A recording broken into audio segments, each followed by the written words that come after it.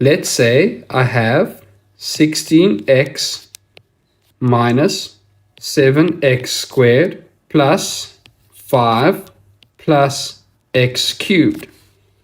And we want to rewrite this expression in ascending order. So ascending order meaning starting from nothing all the way to the highest power. Now you would notice out of these 4 terms, 5 does not have an x. So 5 would be our first term. Our next term would be 16x because that's the lowest power of x. So we'll say plus 16x. If there's no sign in front of the 16, we say that that's a positive value. So we are done with the 16x. We only have 2 terms left, and the next highest power would be the x squared. So my next term would be negative 7x squared.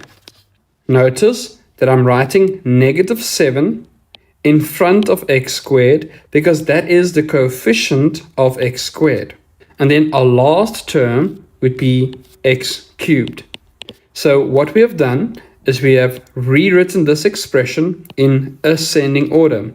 So from its lowest power of x to its highest power of x.